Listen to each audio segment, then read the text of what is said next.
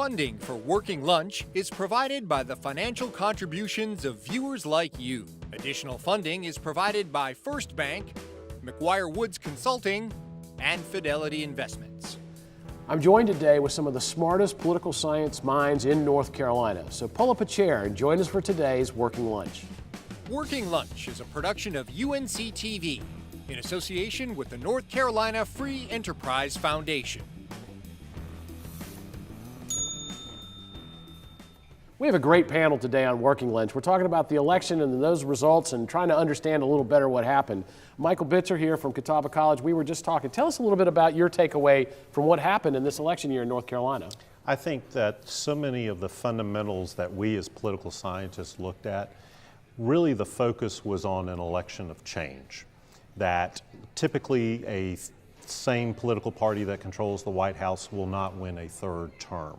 And I think that, along with the notion of change, particularly in the electorate, really drove a lot of what was happening in the national as well as here in North Carolina. And I think certainly the issues and the concerns about the candidates played a big part in it as well. But to me, the really pushing dynamic of this year's election was all about change. They were thankful for Barack Obama. They had a nice approval rating of him, but they said, 2 bites at the apple, that's enough. Now it's time for change. Interesting. Well, David, tell us a little bit about this dynamic of a non-conventional candidate like Donald Trump. Is this a new feature we'll see every election in American politics? Well, it's interesting to build off what Michael was saying. You know, the change idea hit the presidential race, but didn't seem to have much impact on Senate, House here in North Carolina. So it was really targeted at the presidential race. You know, I think Donald Trump really does appear just to be that vessel that's carrying all that discontent and anger, but that could turn in 4 years. And so the populism could shift to Democrats. We've just seen almost a 12-year period of complete volatility that sweeps this country. And that, along with the changing demographics now going forward, could mean that Donald Trump could be followed up by somebody like a Bernie Sanders. Right. Jason, when you run the polling program at Elon, a lot of speculation polling was either right or wrong. I mean, it's hard to tell at this point, but what did you see in the numbers from the results you were looking at? Did it correlate with what happened? In the numbers that we had did correlate with what happened. We had a tie in the presidential race. Of course, Trump ends up winning, but we stopped polling the day before the FBI investigation happened. We also showed that Trump was surging in number of groups. Governor's race, we had it at 0.1% for Cooper. Certainly looks like that's what it's going to turn out to be, or close to it. And then we also had Burr ahead and gaining ground. So I'm not personally defensive over my polls, but I am a little defensive over polls nationwide. They're getting a bad rap right now. They had some big misses. Wisconsin was a big miss. Pollsters are going to have to spend a lot of time figuring that out. But there are 50 states, and in many of those states, polls actually did quite well. Polls were misinterpreted in this election. Pollsters are somewhat to blame for that misinterpretation, but a lot of it is people wanting polls to do more than they're capable of doing.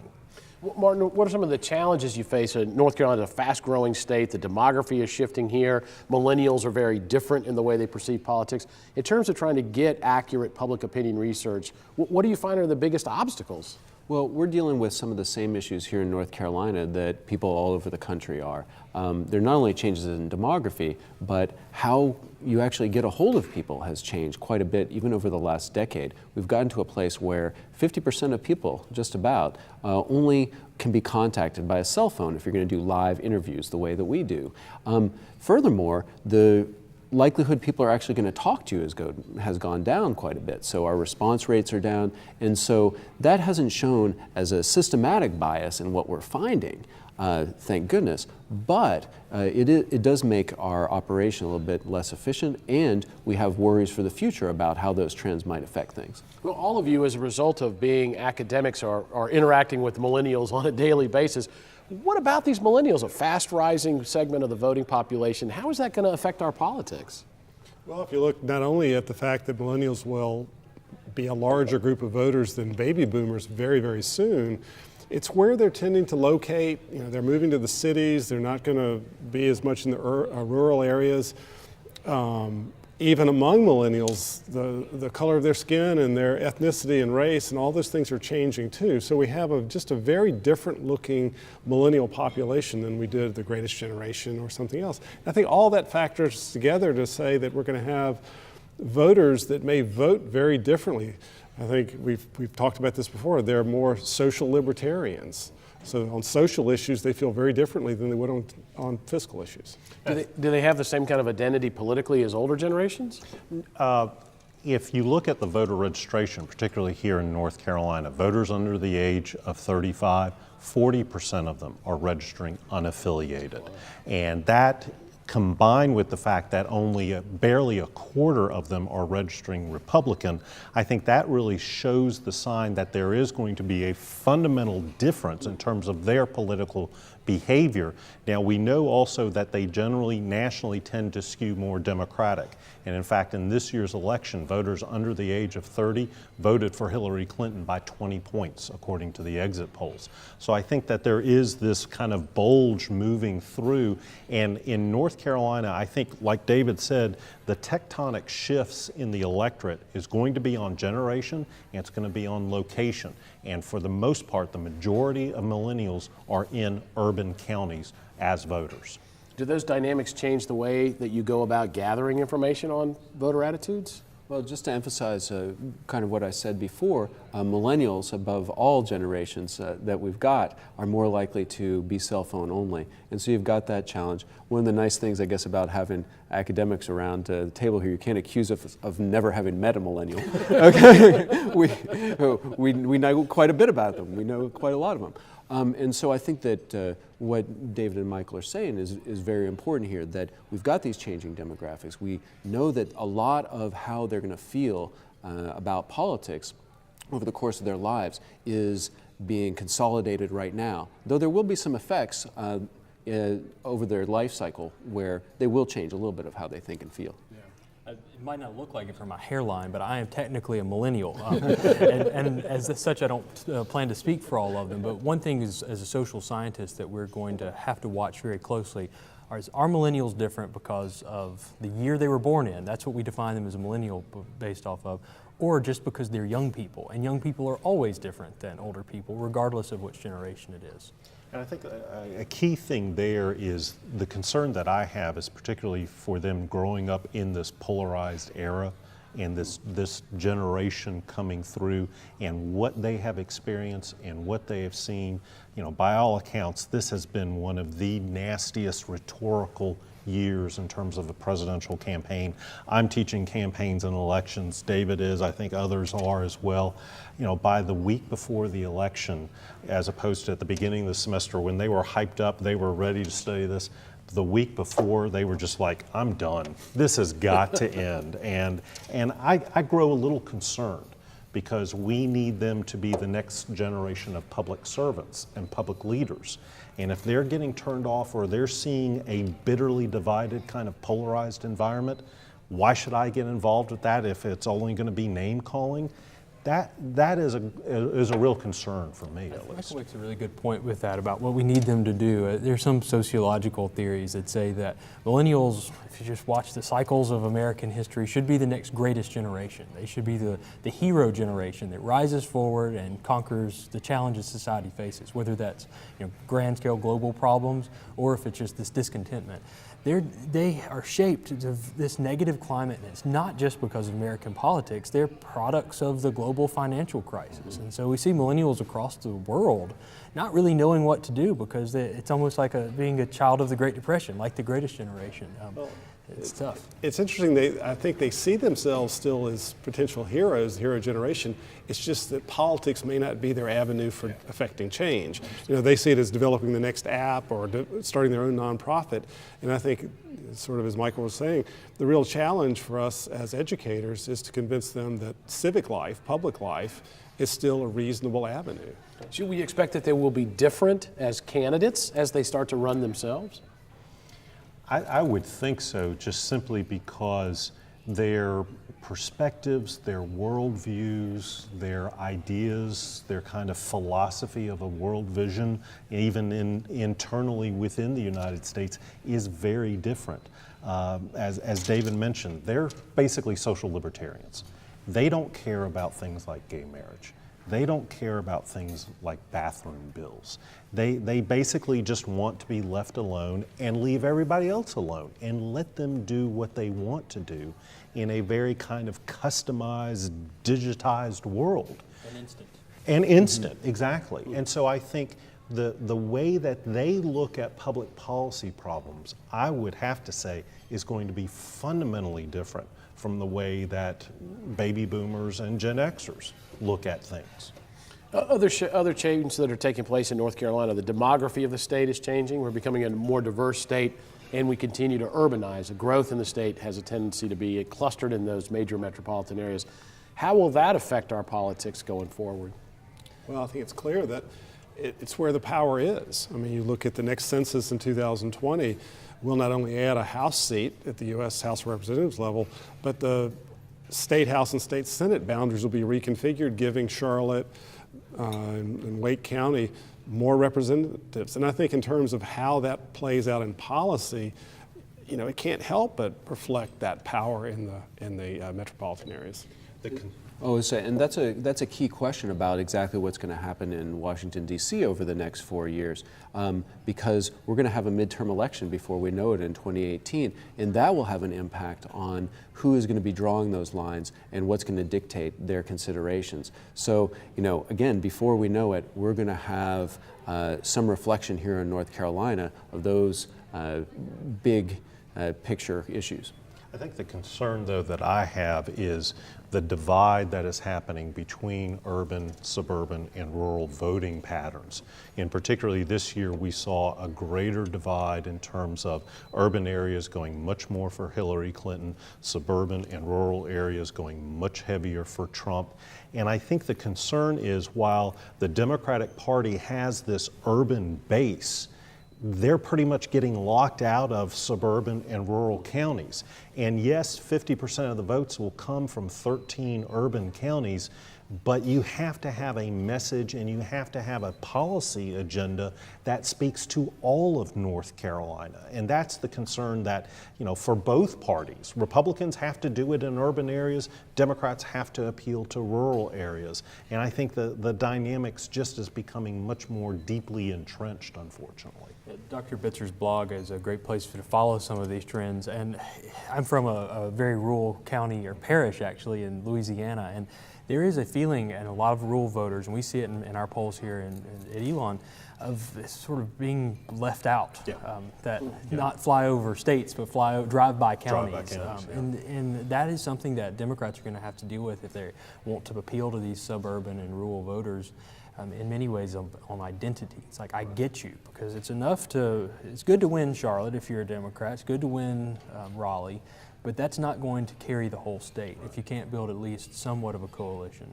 Parallel to that is in 2012 when folks said, well, if Philadelphia County had gone a little bit redder, if Miami-Dade and Cuyahoga, so the focus was on the urban counties. But I think North Carolina going forward, Democrats really need to focus on how do they appeal to rural voters who often feel like they are looked down upon by the liberal elites. What about the change in partisan identity? People's perception of being a Democrat or being a Republican, how is that changing?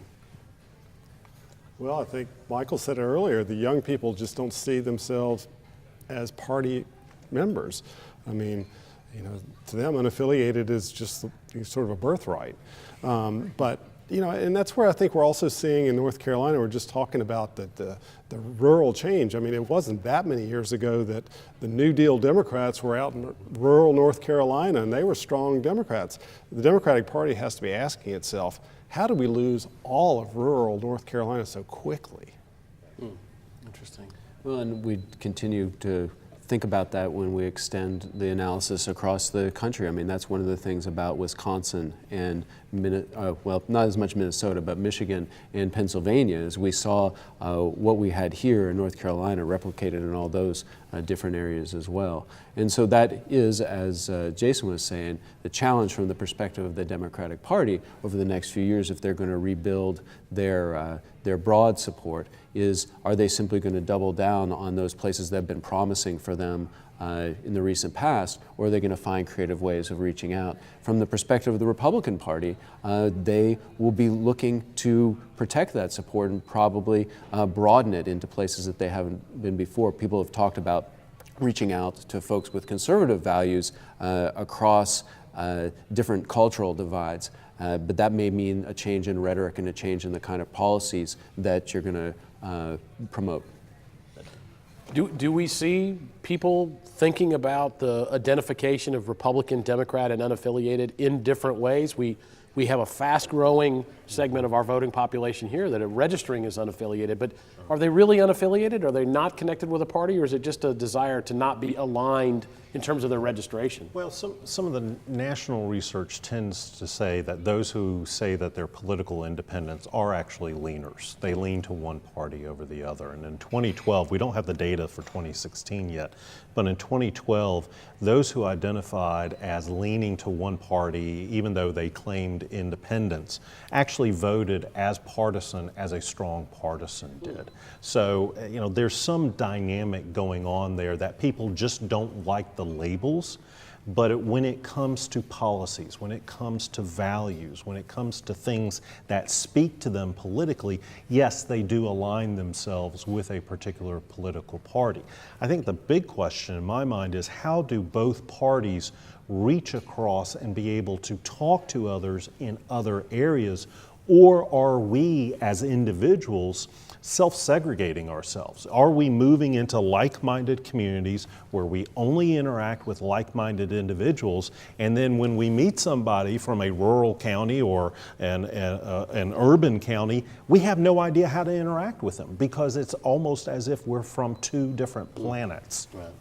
And on policy issues, think about that. I mean, Democrats have been pushing for a higher minimum wage, a $15 an hour minimum wage. There are rural counties in North Carolina where the average income is beneath that. So you're seeing rural voters saying, this is what people in urban counties are pushing. I've never made $15 an hour in my life. Mm-hmm. And so it's just interesting how the parties choose to even frame their issues, urban versus rural. And Jason has talked before about identity. I'd also add to that the kind of places that people are getting their information, because when we talk about where we meet each other, we're even segregating ourselves to some extent online. And when we choose where to watch news, when we choose to watch it, it may be that the ideas that we're getting are reinforcing those that we already have. And so that's another way in which, physically you may be separate from people, but now ideologically and ideationally you are separate as well. This polarization, I think, is probably the biggest phenomena in American politics, and it didn't start with Trump and Clinton, and nor did it start with Kerry and Bush. It's been going on for a while.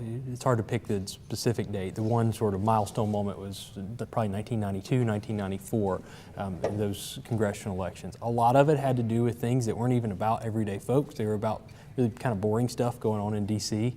that filtered down. We saw elites polarized first. So the American public is still not totally polarized. It's sure approaching a lot of definitions or clearing some definitions.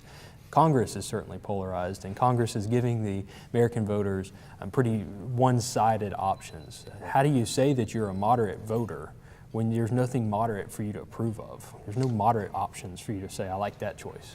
With all of these changes taking place, is it increasingly difficult for us to have reliable public opinion research? I mean, is it more difficult now to get at what people's attitudes really are, given all of these trends?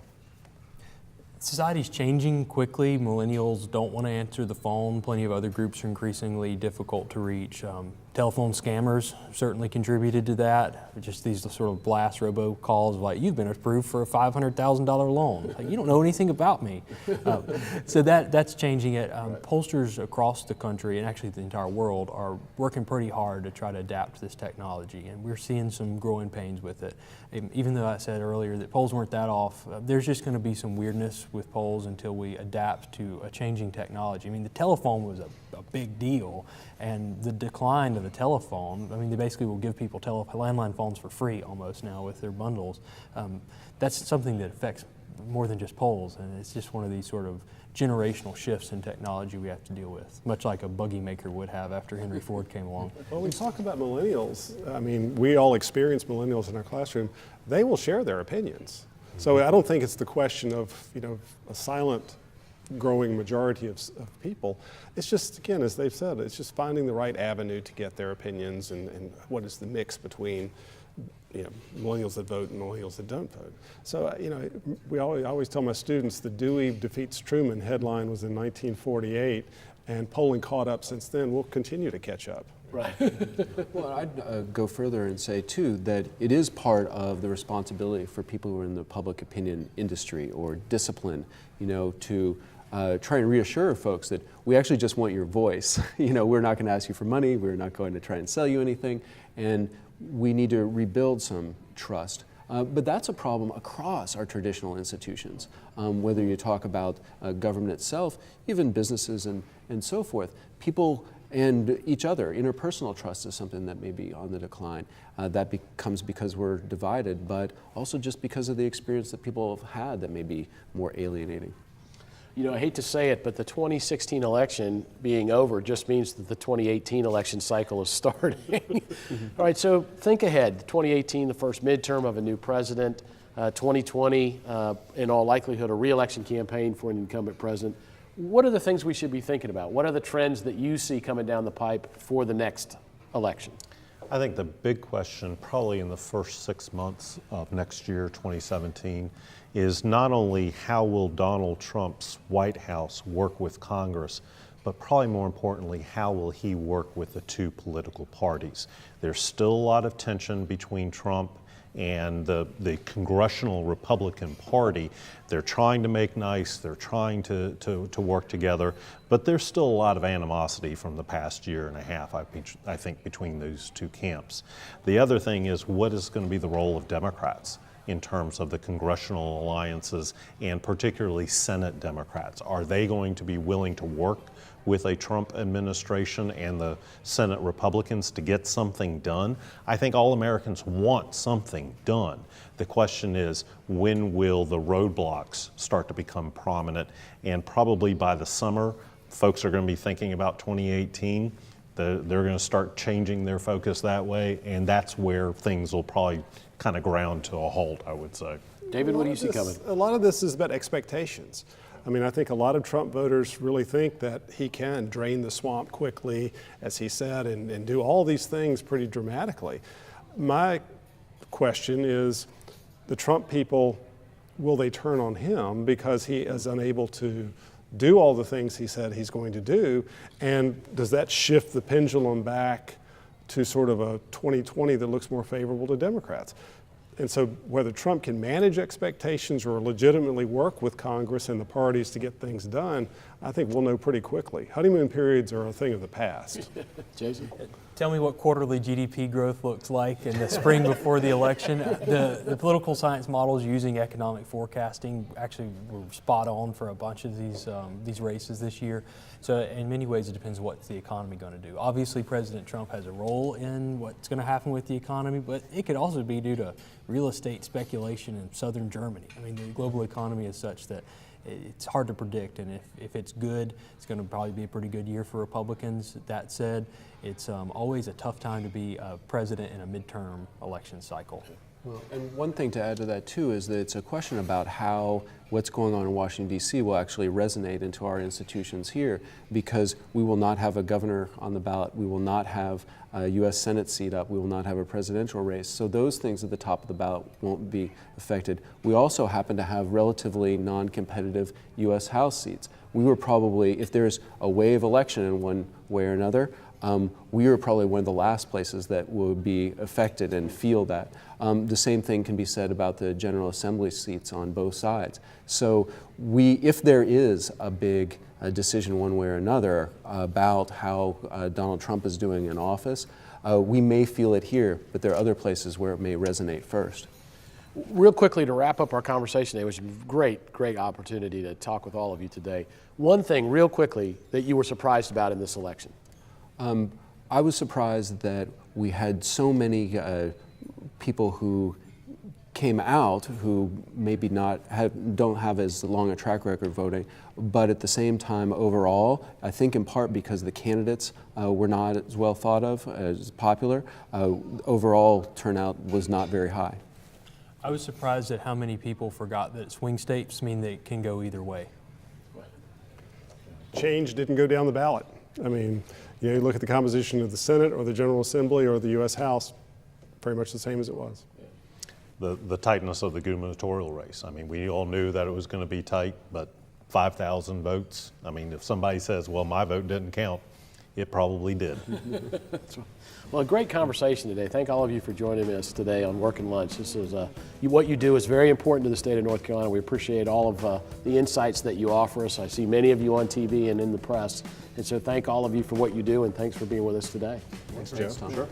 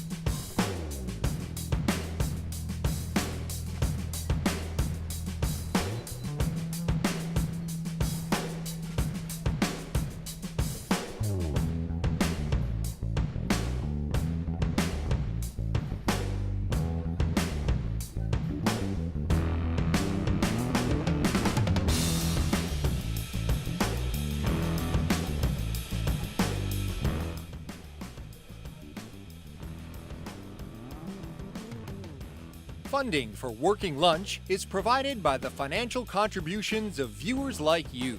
Additional funding is provided by First Bank, McGuire Woods Consulting, and Fidelity Investments. Working Lunch is a production of UNC TV in association with the North Carolina Free Enterprise Foundation.